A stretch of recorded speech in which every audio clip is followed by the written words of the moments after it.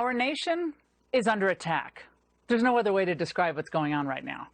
Businesses are being burned down, historic markers defaced, law enforcement defamed, and people are being threatened with having their careers ruined and their lives turned upside down if they dare speak out. But it's times like these, I mentioned this a moment ago to Hannity, that we need to look to the wisdom of our founding fathers and look to them for inspiration and guidance, and also within. And with our nation's 244th birthday just days away, I wanted to read you what one of our country's greatest minds wrote in just the first months of the Revolution, Thomas Paine. In December of 1776, he wrote, "These are the times that try men's souls.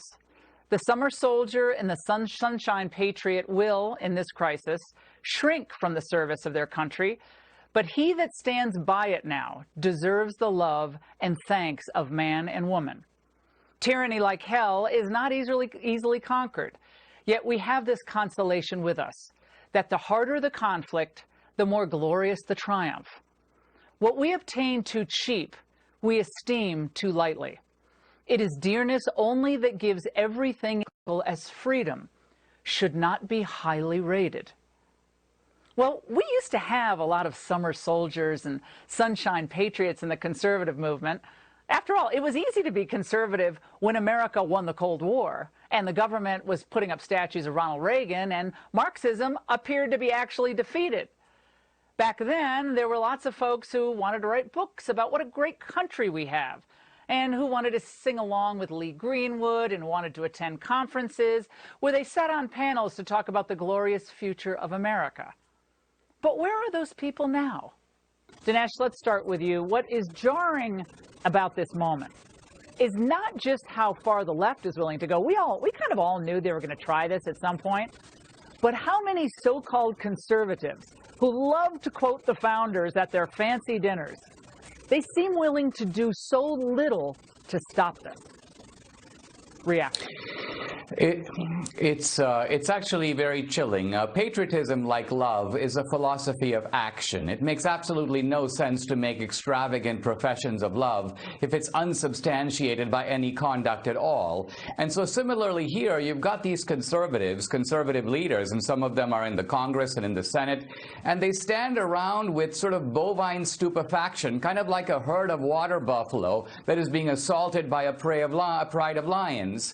And they're just hoping that they're not going to be eaten.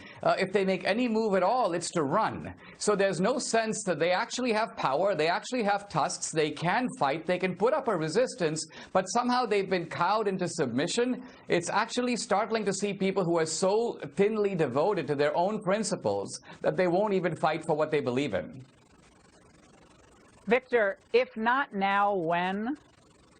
If they're not willing to fight now, when are they willing to fight?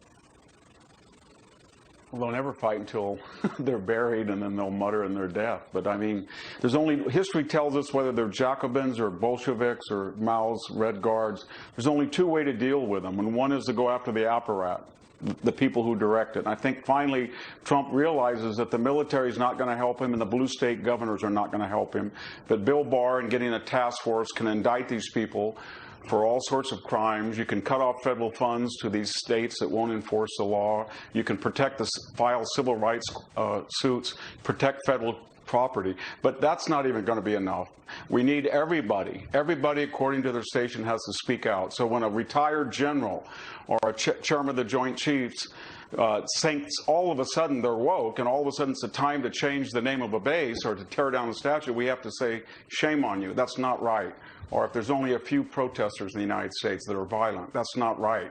And we have to do it in our own jobs. We have to do it in schools, because if you don't, all these agendas come into play, Laura. Somebody might want your job. Somebody might have a personal grudge against your family. And under the cloak of this cultural revolution, they start defaming you and lying, and then you have to put a dunce cap and then bow to the mob, and that only empowers people more to come out. So the middle class is waiting to see who's going to win because they're terrified.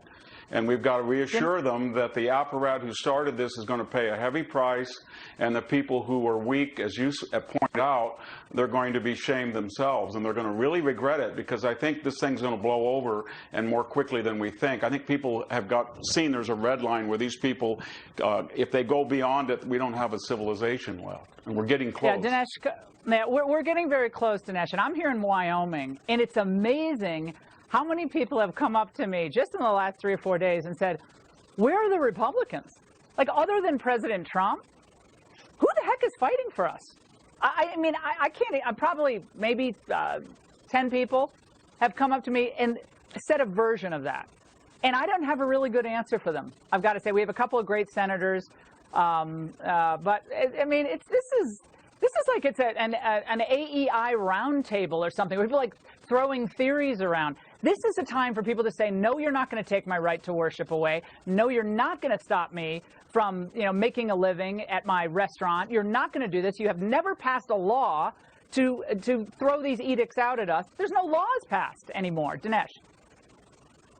Yeah, it's really striking that so many people who have been expostulating about property rights now for a generation won't stand up and expose the lie. The left will say things like, well, it's completely different when you take away someone's possessions or property as compared to harming them as a person. Now, the truth of the matter, Laura, is that my possessions and my property are an extension of me. They are as much a part of me as my thoughts, my memories, my relationships. So to harm my property, to deprive me of my possessions, is to harm my person. But these kinds of simple arguments, which are at the core of conservative and libertarian doctrine, have gotten lost in a morass of sort of lengthy screeds, and when the time is urgent and these arguments need to be pressed in the public square, they're not being. I think Lincoln's warning that we're moving toward mob rule is coming real before our very eyes. Lincoln was a moderate man, but he found himself in a very immoderate situation, and he realized that Republicans needed to get very tough.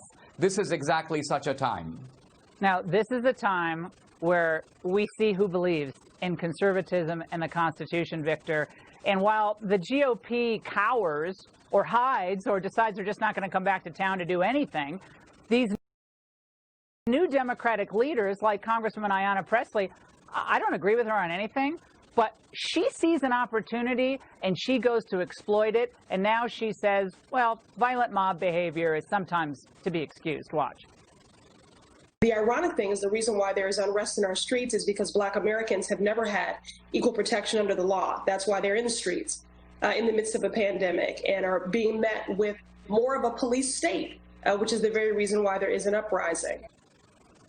Victor, African Americans have never received equal treatment under the law. That is a sitting U.S. Congresswoman.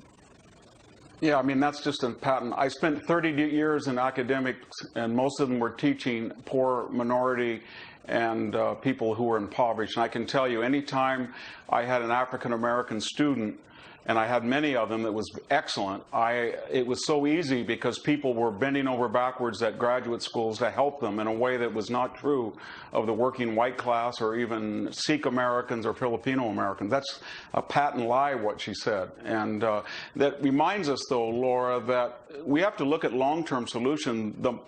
The doctor who created this Frankenstein monster was the university, and why these multi-billion-dollar tax-free endowments are allowed to go on when they're not nonprofits, they're partisan institutions, and why they have no moral hazard issuing these loans at $1.6 trillion in aggregate debt and expect us, the taxpayer, to subsidize all this, why they indoctrinate these kids. So the Republicans need, in the long term, to look at what created this monster, and a lot of it can be found at the university, and they need to really address it in a radically different way.